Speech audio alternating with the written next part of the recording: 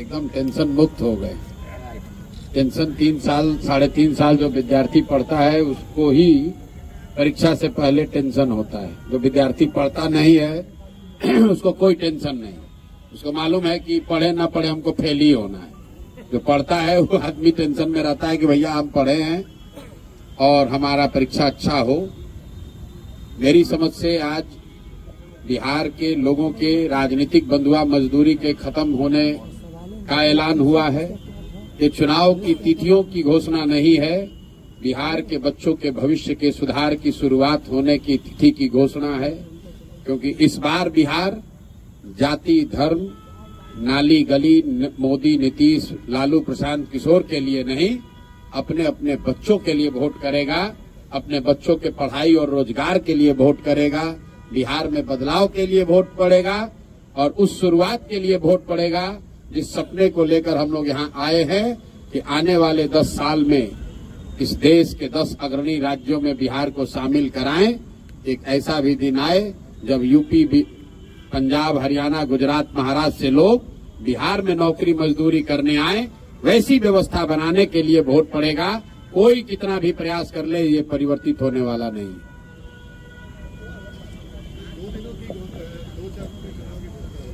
बहुत बेहतर है।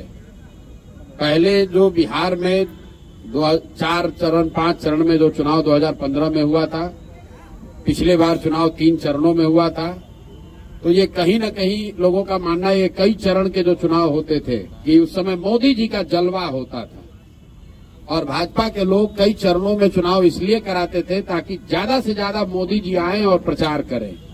ये ऐसी सोच रही है उनकी।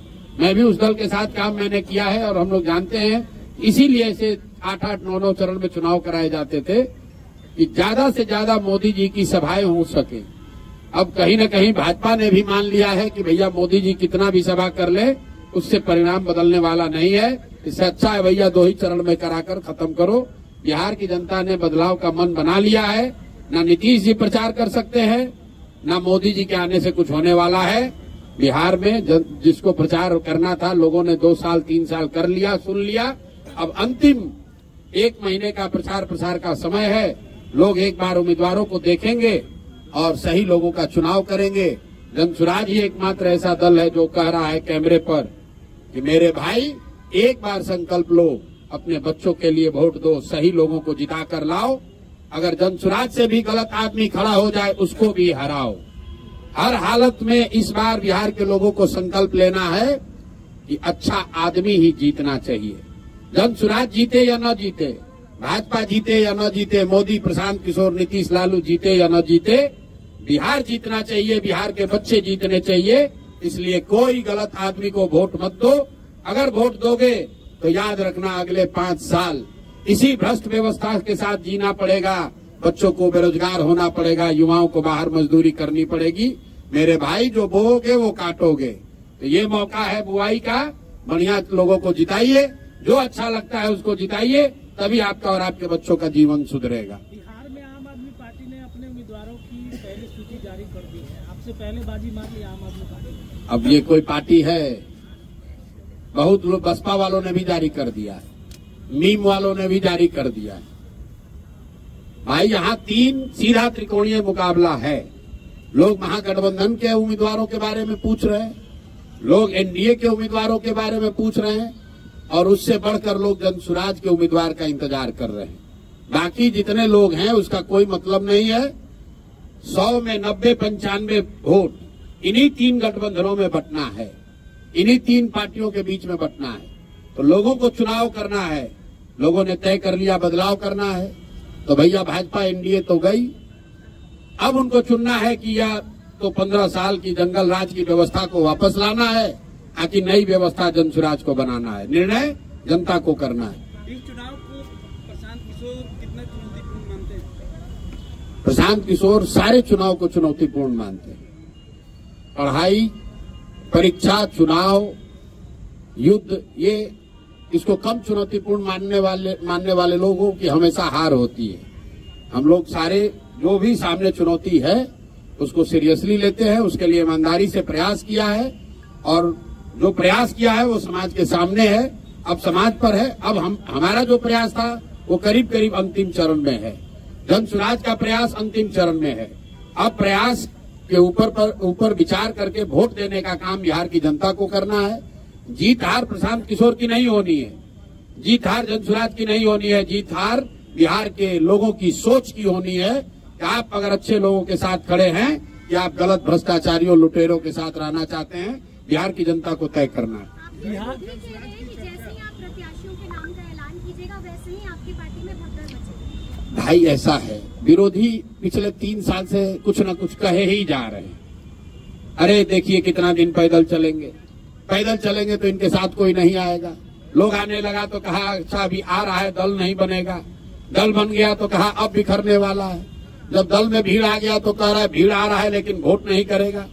जब भीड़ आ गई तो उसके बाद फिर कहने लगा अरे भैया इनको प्रत्याशी नहीं मिलेगा। जब उनकी आशा अपेक्षा से ज्यादा प्रत्याशियों की भीड़ लग गई तो कहता इतना ज्यादा प्रत्याशी है कि अब विस्फोट हो जाएगा। एक भी आदमी कहीं छोड़कर नहीं जाएगा, आप चिंता मत कीजिए। कई लोग जनसुराज की जब भी चर्चा कर रहे हैं तो इस तौर पे कर रहे हैं कि जनसुराज जो है वो नुकसान पहुंचाएगा। किसी खासतौर से पहले महागठबंधन की चर्चा हो रही थी, अब ज्यादा चर्चा इस बात की हो रही है कि एनडीए को नुकसान पहुंचाएगा। तो वाकई किसको नुकसान? दोनों को नुकसान पहुंचाएगा। गणित आप समझ लीजिए, सामने पिछली बार दोनों गठबंधन को मिलाकर 72% वोट पड़ा है। तो जितने आप लोग पत्रकार अनुभवी लोग हैं जो ये कह रहे हैं कि जगह नहीं है, तीसरे का विकल्प का जगह कहाँ है, तो आप समझिए कि पहले तो भाई दोनों गठबंधन को मिलाकर 72% वोट पड़ा है, मतलब 28% लोगों ने तो पहले से ही इनको नकारा हुआ है। तो उस 28% का एक बड़ा वर्ग जो है वो जनसुराज को वोट करेगा। और दूसरा मेरा जो सबसे बड़ा आलोचक है, आपकी गणना को ही मान ले कि भैया दोनों का वोट थोड़ा थोड़ा काटेगा। मान लीजिए आपका जो भी गणना, हमारे पास तो थर्मामीटर है नहीं कि बता दें किसका कटेगा कितना, लेकिन इतना तो सब मान रहे हैं कि दोनों का कुछ न कुछ नुकसान होगा, किसी का ज्यादा थोड़ा किसी का कम।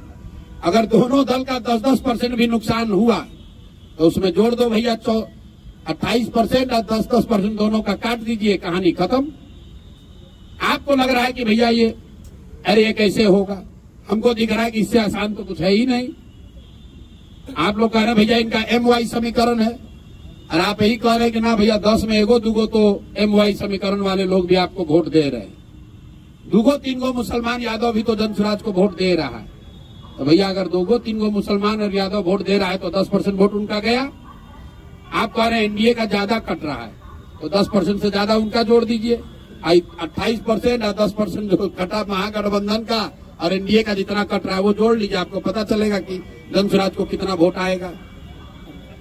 हमने आपको कहा कि हमको गाली देने के नजरिए से बहुत लोगों ने कहा ये वोट कटवा पार्टी है। हम कहते हैं हम ये हमारा मेडल है, हम वोट कटवा पार्टी हैं, दोनों का इतना काटेंगे कि दोनों कट के साफ।